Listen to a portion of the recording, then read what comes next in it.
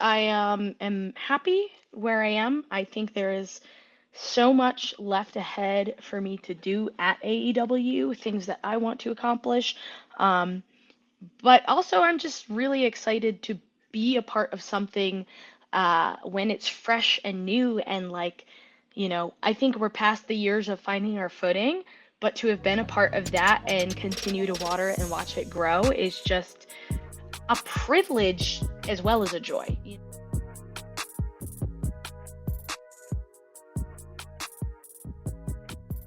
What's going on, everyone? We got a special presentation here on the Takedown on SI. I'm Jon Alba, and I am joined by, quite frankly, unbiasedly, professionally, one of my favorite people in the pro wrestling industry today, just because her positivity and her vibrance is infectious, and she's sharing us with us here on the Takedown. She is Willow Nightingale, AEW star. How are you, Willow? I'm doing dandy. Thank you for what a very, very lovely introduction, John.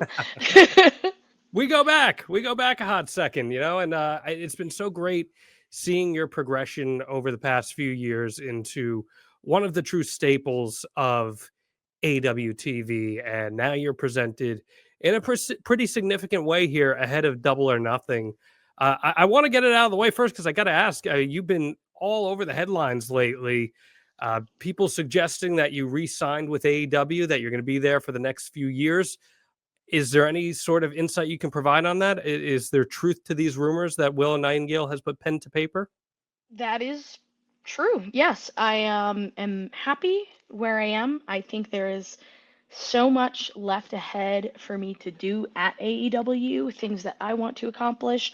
Um, but also, I'm just really excited to be a part of something when it's fresh and new. And, I think we're past the years of finding our footing, but to have been a part of that and continue to water it and watch it grow is just a privilege as well as a joy.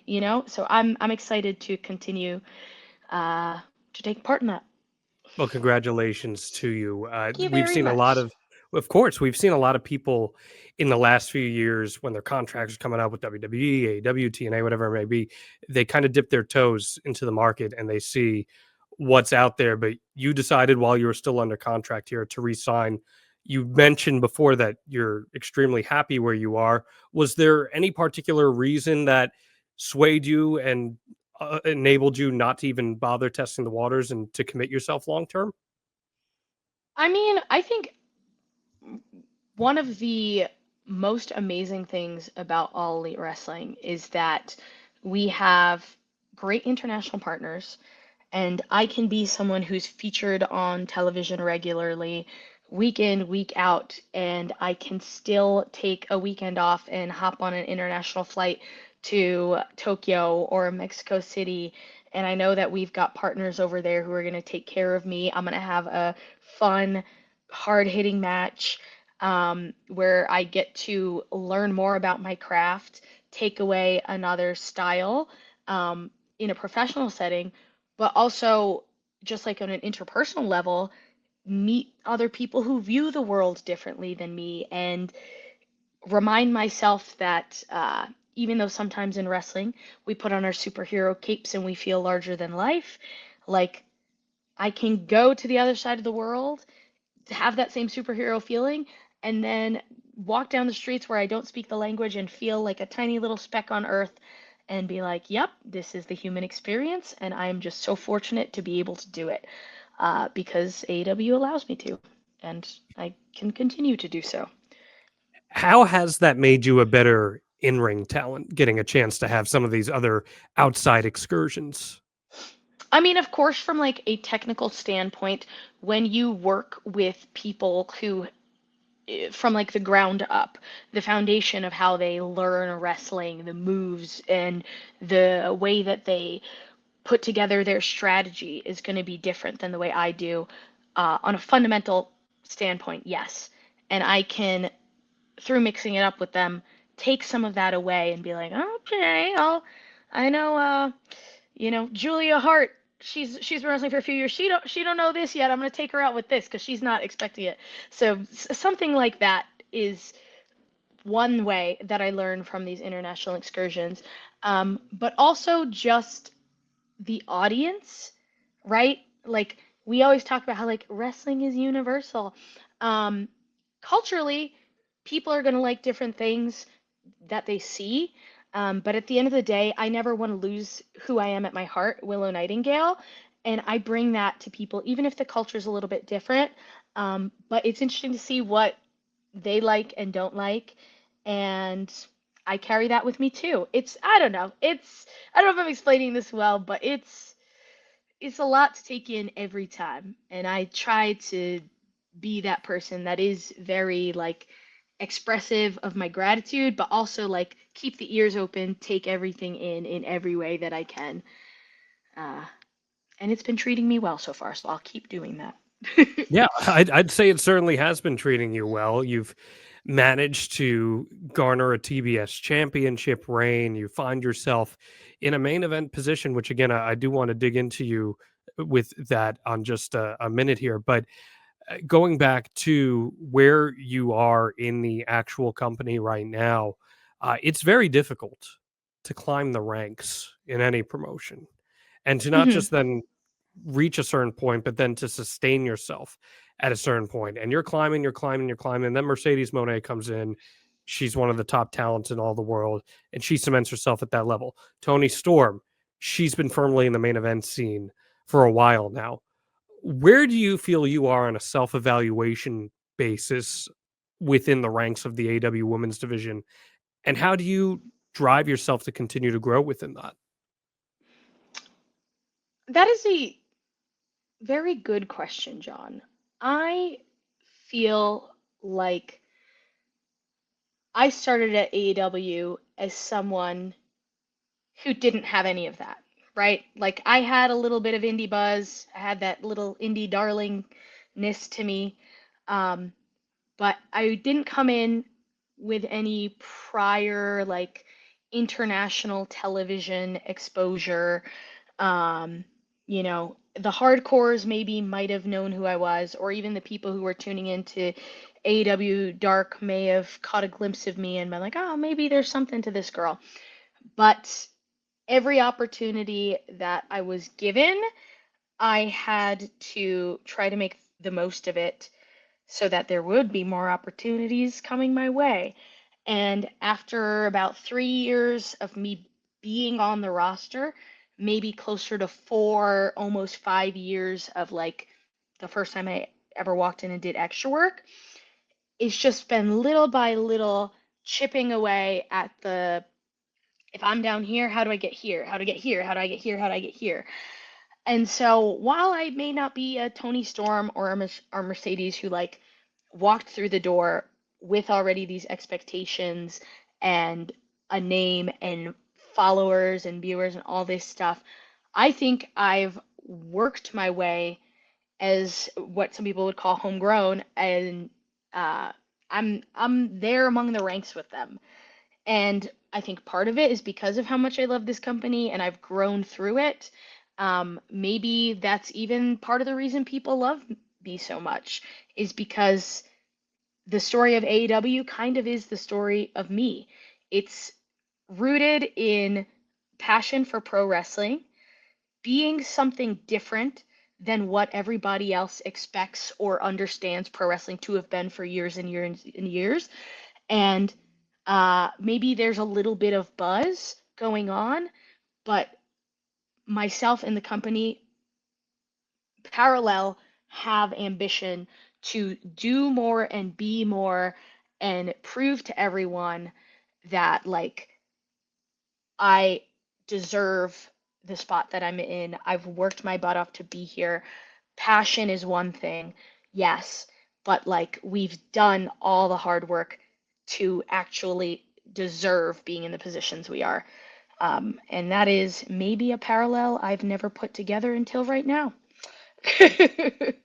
We're always striving to enlighten here on the takedown on SI. I think that was a fantastic answer, and I was going to ask you about that connection with fans because connecting with fans at that real authentic level is something that's so difficult to achieve, and so many talent throughout the decades struggle to achieve that authenticity. But you're online, you see what people have to say about you. There are a lot of people who believe in you and they think that that rocket should be strapped to you.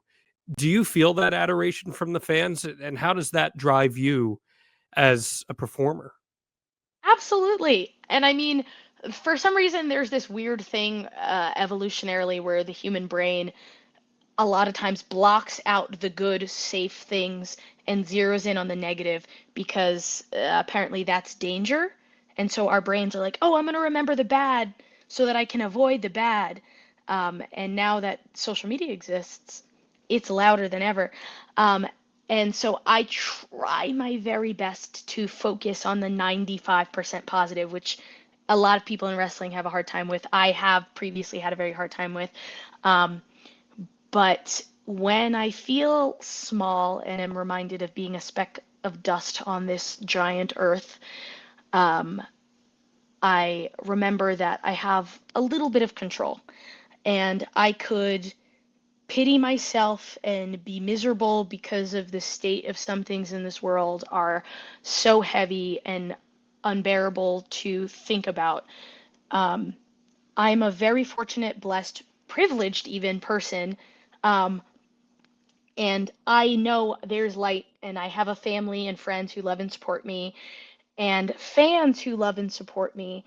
And so, what am I going to do if I just continue being miserable and echo the misery that is in the world?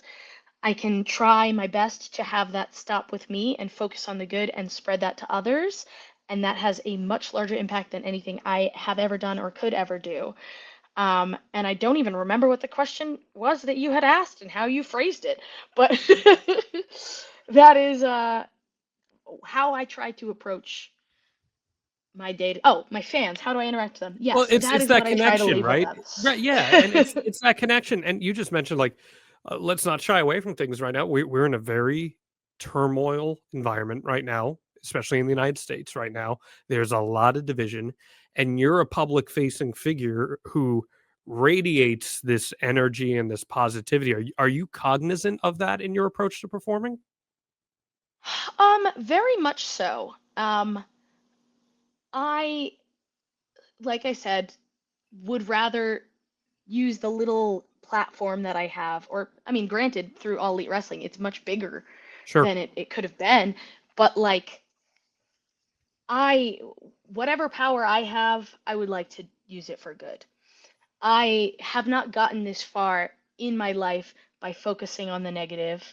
I've had people help me. You know, I did the hard work to get where I am today, of course, but I do believe it takes a village. And I've had great parents who have inspired me, and when I didn't think I could continue moving on, reminded me who I was.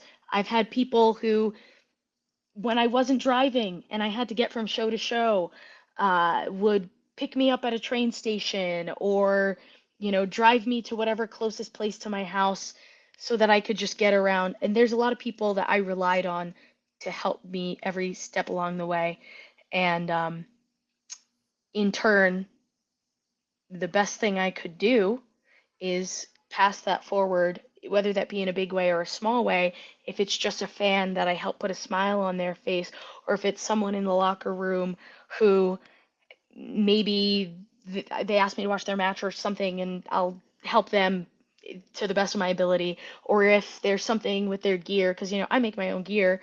If they're like, oh, what do you think about the way this looks? It's like, oh, maybe do this, something small. Pay it forward, be a good person.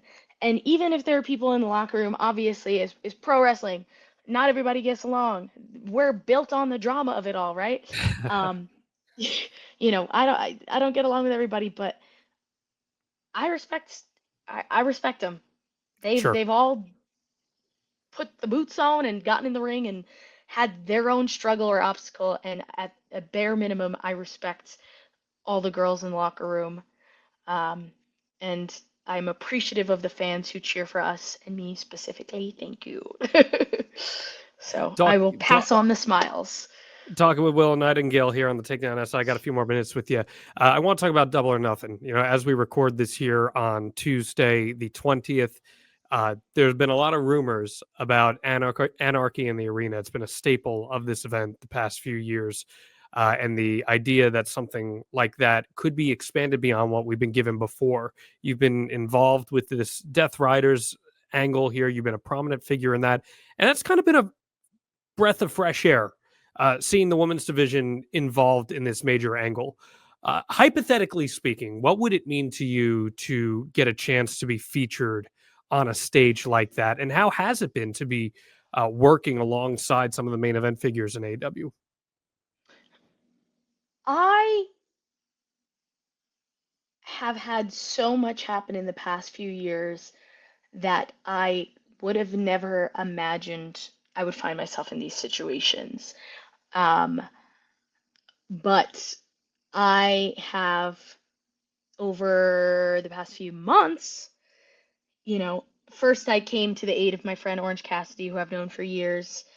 Um, as much as John Moxley terrifies me and scares me, I really kind of first started getting all wrapped up in that because of OC. And then you see someone like Adam Copeland, who I have been watching since I was a child.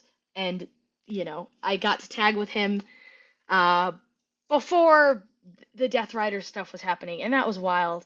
And then he was like, hey, they got a crazy chick on their team. I need a crazy chick on my team too. And so I helped him as a friend, which is insane crazy. Um, and now Swerve, Samoa Joe, Kenny Omega, like it is wild for me to take a step back. And if I thought 10 years ago, these are the people who I am not only professionally working with, but standing hand in hand with and like fighting for this company and kicking butt together. And even if you look at the opposition, that's a stacked team. That's crazy. And but at this point, I'm just like, that's reality. That's my job. I'm gonna do it. I'm not afraid. And while I may have doubted myself in the past, I don't doubt myself anymore. And as I've said a few times talking to you today, John, every opportunity that is put in front of me, I just think about what's the best way I can make the most of this. And if Marina and I are thrown into the main event scene, guess what? We're gonna do right by the women. And again, I respect her. I respect her because I know what she's been through, but I'm gonna take her down. Sure. Well, you just said you're going to do right by the woman. So, how does your inclusion in that setting help elevate the women's division? um, well, obviously, Anarchy in the Arena is a big um, attraction for people, but it also is something that is the heart of AEW, something that we've done time and time again. And when you look at giant stables, when you look at like factions and groups of people, we always talk about brotherhood. And even the old school greeting to one another is like brother, brother, brother. I think we can have a sense of fraternity and like rooting and cheering for one another without it having to be a boys' club at 2025. Mox is a smart man. The reason he has Marina Shafir guarding the AEW championship is because she's tough as hell. At the end of the day, she is a badass woman. And so that is so much more than about brotherhood in a very gender specific way. I think, yeah, we've all been butt kickers, but the story of brotherhood just being for the boys and boys being boys can go deeper because obviously AEW is known for letting us girlies go crazy and have our tag team street fight matches, the one that I had with Chris Statlander, but obviously to be brought into another level to like think like, oh, well, they think they're as tough as the boys. Like, no, we're gonna hang with the boys. It's called Anarchy, and we're bringing it. Well, That's and kind of there's how I some, feel about it. I like that. And there's something very, very inherently appropriate for you too, because regardless of whether this match happens or not, you are on the side defending AEW, and now you re-sign with the company because it's very important to you at your core. Do you find synergy with that mission? Absolutely. I think it fits like a glove. Of course, I was initially looking out more so for OC and Adam because we have our own personal relationships. Um, but even Swerve, who's someone I've known for so long, as it kind of like tumbled into the past few weeks of being more of like a team we've assembled with the Ops and Swerve and Kenny, it's like we've all got the same thing in mind. We all have the same roots. We all have the same passions and love, and camaraderie goes beyond just brotherhood. So yes, I think it's a perfect fit. Willow Nightingale re-signing with AEW, climbing the card. Exciting times for her, and I appreciate your time here. Everyone does, and congratulations again on the new contract. And I'm sure a lot of Thank AEW you. fans are very excited to see what is in store for your future. Anything else you'd like to add? Watch Double or Nothing. Tune in. Watch AEW on Wednesdays and Saturday nights on TBS, TNT. You could stream it on Max. Just tune in, folks. Follow us online at AEW, at Willow Wrestles. You know what to do. She's got the Tony Khan plugs down. She knows what she's doing. She's listened to those press conferences. Willow Nightingale, thanks so much for hopping on the takedown on SI. No problem. Be well, everybody, and thank you so much, John.